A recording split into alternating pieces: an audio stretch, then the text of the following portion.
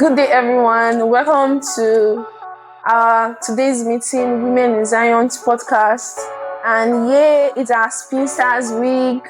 My name is Aidubie Waila, and it's such a privilege to be moderating today's session, right? Our focus today is on relationship, but we're not just talking about relationship, but we're talking about God-led relationship, designment, wisdom, and making decisions that actually aligns with God's will. So before we deep in properly, before we talk more about it, I'd like to introduce our mother, the founder of Women in Zion Ministry, Pastor Mrs. Uvidia. Welcome, ma. Thank you very much. Hello. And also another sister from Women in Zion, Annette. Thank you. Welcome. Today we're talking about how to discern God's will in relationship, and we'll be addressing real, honest questions from our spinsters. Okay, this question actually from our spinsters. Now, questions that many people are thinking about, but they're not saying it out loud, or maybe because they feel like somebody's going to judge them. This desire for marriage, right? It can be really, really strong, especially when it's something you genuinely long for. Like, this is what you actually like this is what you want, right? Or when you see people around you getting married, your friends, they are getting married, people that you grew up with, they are getting married, but you are just there. And it can get confusing because you begin to wonder if what you are feeling is normal or is something else, or is just obsession. So the question is, am I obsessed about marriage when I constantly wish and dream about being married? Am I obsessed about marriage when I constantly wish and dream about being married? To me, I don't think it is obsession. I would say it's anxiety. Obsession is a kind of mental disorder. Yes. When somebody is getting obsessed about something, it means that it has gone beyond that state of anxiety. It has affected the mental status of that person, such that the person can begin to exhibit some kind of unusual behavior. Maybe there will be promptings to do certain things, which may be so strong. And at that point, it will be the person will need attention, maybe a counselor or any kind of therapy. So, but from this question, I think it's just anxiety. I don't think you are obsessed when you wish to be married, right? In the sense that for we females, 99% or 90% of us dreams to be married, right? But it becomes an obsession when it's all you focus your energy on. When it clouds your clarity, your path, like all you want to do is work for it. When you are pressured and it's unhealthy, like you can say you are obsessed. But who genuinely wishing to be married someday or after achieving your goals and everything, it's normal. But when it's your focus and you don't care about anything, you just want to get married, then I can say it's obsession. Well, for me, I feel like this is something lots of young women actually desire, like getting married, being Mrs. somebody. Okay, but as you said, it's not wrong to desire it. Okay, like so much thought of it, and and adding emotions to it, and just be too much. Yeah, when you are thinking about it so much, you can now begin to dream about it. Because I think that sometimes your thoughts can trip into your dream life. True. I think that's what it most happens times, not like affecting the will of God in your life. For my next question, now moving from desire to preparation, right? Now we're often told to pray about our future spouse, right? Pray about the kind of man you want to get married to. He has to be rich, or he has to be so tall, or maybe stuff like that. Who says that? Okay, that's what you are saying. Like Gen Z. Okay, Gen Z. But many people don't really know when to start or how to go about it. Like I said before, some persons they have a perspective to what they want, just the surface they are praying for, and so now the question is, when is it's right to start praying about my future spouse? And how exactly should I structure the prayer? Should I pray that, oh God, this one I want to get married to should be very tall, should be very fine, should have money, able to take care of me and my family? Or for person that have traumatic problems at home, should they be like, oh, I pray that I don't want to get married to one like my father or something like that? So how should they pray? When should they start? How should the prayer be structured? Let me try to, let's say, yes, spread it out so that I will be able to answer your question.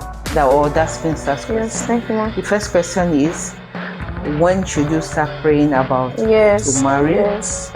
Then next question is, how should you structure the prayer? Yes, that's it. Then what's the third one? That's it too.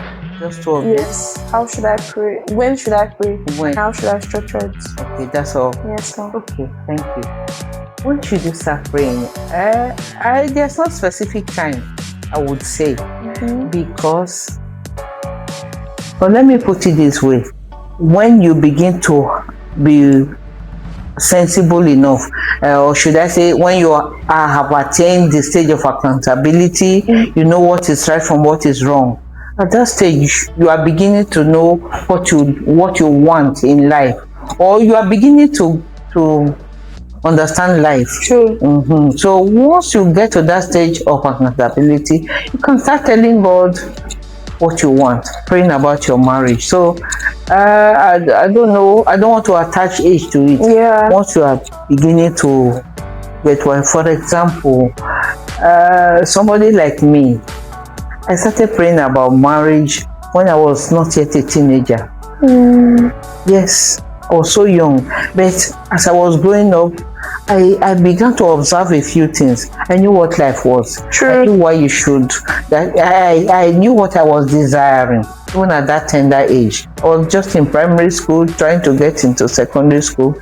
So I began to say, God, give me a good home in this world. I want to serve you. I want to marry my friends. So as for when that takes care of that, then how should you structure the prayers? Well, structuring the prayers will mean a lot of things. For example, you need to understand a lot of things to be able to structure your prayer so that you don't pray, I would say, amiss or miss it. Number one is that there are prerequisites that will guide you. For example, you should know God to be able to structure your prayers.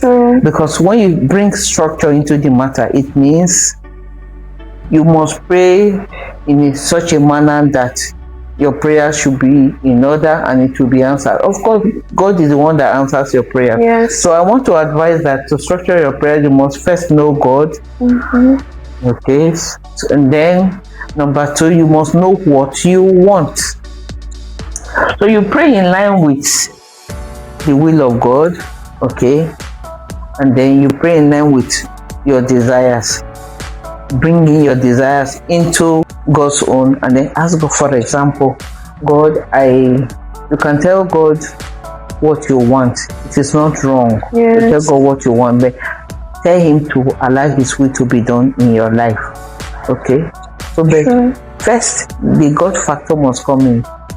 Okay, because He's the one that designed marriage. Yes. So He knows what is good for you. He knows, He has the architecture of what you want to go into. On the question, what is the right age? Start now.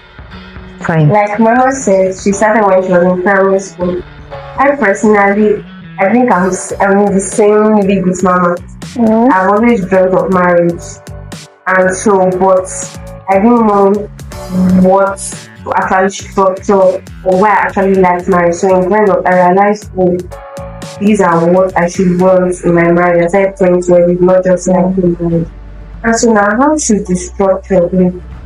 Well, I would say first off, thank God for your life. Thank God for your life. And then pray for your future spouse. Pray that he's walking in purpose.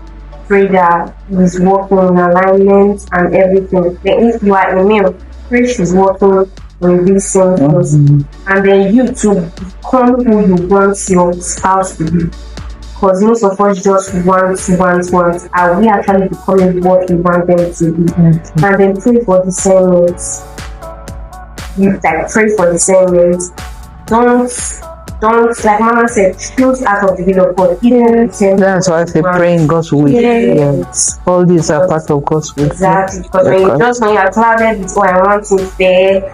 If God is showing you your husband that, you will be saying, no, I want things fair. Whereas to pray for discernment. Thank you so much. Like, this actually answers your question, and I just pray that the person that asked the question will be able to get more clarity and understand the answers. Thank you so much. Alright, this next question is very honest, and I believe a lot of young ladies can actually relate to it. This is from a 19-year-old, and I really like the sincerity in it, right? So I'm going to read it. It says, I am 19. I have someone who is seriously interested in me, but I don't feel ready for marriage. I feel a need to explore life more, and I don't see myself getting married early. Is there anything wrong with me? If you ask me, there's nothing wrong with her. Actually, nothing. I don't know who she is, but my dear, there's nothing wrong with her. Yes, because she's just 19. And if I must say, marriage is serious business. Marriage is not a casual thing. Marriage is first spiritual before you begin to talk about emotions and what have you. So God has a very strong purpose for ordaining marriage. So I often tell people as a counselor that you don't jump into marriage. So she's fine. She needs to know what she wants. She shouldn't just jump into the idea of another man who just comes around and wants to pick her and then make her settle down when she is not ready. So if she's not emotionally fit, I think she's in order. So she needs to settle down, tell herself that she's ready to marry. She needs to stabilize to attain that stage of maturity that will qualify her to say, I'm ready to settle down. So I think she's in order. She shouldn't be pressured into marriage, not even by any man. Yeah. And it's I've been in such a situation, right? I traveled with my aunt to her husband's village, Anambra to be precise, and then he had his birthday party, right? And so that evening I was with my cousins, Hassan and my two other female cousins. And then she came into the room, well, and then she was just looking at me serious, and she was like, I can't get married now. And my course was like, wait, of course I can't get married. She was like, men have been meeting your uncle and me, telling us they want to marry you. One said he wants to marry me for his brother that is abroad. Wow. His brother and you know Igbos do that a lot. Don't worry, I'm not ready. I won't be able to say yes. So now, from the person's question, is something wrong with me? I know, no, nothing. Nothing wrong with that. But from what she said, and she does not see herself getting married early. So that's what I can picture. She said she does not see herself getting married. What's your definition of early? Exactly. You don't keep on maybe hiding from marriage and you get to 40s and you are still not. But give yourself room to grow, fulfill your purpose. That's the main reason why you're on earth. To fulfill purpose, not to just jump into marriage. So fulfill your purpose, give yourself room to grow mentally, financially, and emotionally. So the best thing I advise me to say to that man disturbing me is, I'm not ready yet. Give me time. I need some time. And say it with all clarity. Don't feel out. And nothing is wrong with you. And then, if I must say here, if the guy is ready and seriously wanting to marry her, if he's serious, he will wait. If he's not serious, let him find somebody else. But there's a clause from what she said. I want to explore life the more. Please, I want you, whoever you are, check that explore and be careful what you mean by your exploration. Is it to sample more people and find out what about what? So please, that explore, I'm just picking you by your word. Be careful what you explore. and allow the Holy Spirit to help you and see you through your period of exploration. Maybe it should have been, I want to mature the more, I want to know what I want for myself and stabilize. Maybe, but once you use the word explore, when you begin to explore, you make yourself vulnerable to a lot of things. Yes, you might be so surprised that what you don't want, guys can now pick you, mess you up, and then you fall a victim to what you were trying to avoid. I was doing my IT that period, and in my street, there's this particular man. He's actually an elderly man though, and I always greet him, like just greet him, you know, it's my language because he's a Bini man. So I just greet him, and I think January the next year, they were doing marriage in their house. So I was passing, and their family were just like smiling at me, and I'm wondering like, why are they smiling? I don't know these people before. Why are they smiling? So I had a dream, like at night, and in the dream, I dreamed that I saw his son, and he was saying that he was going to get married to me. I woke up, I'm like, what kind of dream is that? I didn't remember quick until the elderly man called me. I was like, he wants to see me later. I told my friend, I'm like, see you, I just had a dream and see you. So, and okay, let's say later I went to see him and took him to their house. I've never entered their house before, but that was like first day I entered there. And when I entered there, their whole family people came outside and were like greeting me and something. I was like, Jesus. Wow. I wish for the ground to open so that seriously embarrassed. But the man was saying, you're a very good girl. You know how to greet when I see your mommy. I'm going to thank her. She did a very great job. I'm like, okay, sir. So finally, the man I saw in my dream came outside and that close to me. So I told him that I'm not comfortable here, or like picture your family like they are looking at us. I don't mind going outside. So he went outside and he was saying that his dad made sure that I did not leave. He was supposed to travel, and made sure that none of his family left the house until they saw me that day. At least that should like raise up my morale or something. Yeah. So I was so scared and I was so confused. So my mom was saying, "Hey, it's dream. I think it's dream, but it's not like this is not was for me. Like this is not. This is supposed to be happening now." So I told him to I was like, "I'm ready for marriage, though." He said, "Don't worry, I'm going to wait." So I'm like, but I'm not even seeing you in the future. Don't even wait. A few times, I'm like, don't wait. He's always calling and say, so one day I sent a very long message explaining how I really need to build my future, like mentally, emotionally, financially, spiritually, like all the leads. I really need to build them up. So please, sir, if you don't mind. And I was like, okay, I wish you all the best. I say thank you. But I think for some people, because it's even a dream self, they'll be like, I said it in my dream. I'm like, no, why not? Let me just. But no, it's like it doesn't work that way. Okay, thank you so much, ma. Thank you. And I think that's all. Like that's all the questions for today's episode on our Spinsters Week questions and answers with our mama. And I want to say thank you so much, ma, for the insights. We're truly grateful for the wisdom you shared today. Thank you, Annette. Oh my God, Annette spoke so well. Like I didn't know. Thank you so much. Thank you so much. Thank you. For everything we discussed today, it is clear that relationships are not something we approach casually, right? They require discernment, patience, and genuine work with God. It's not just about desire, but about alignment with God's will.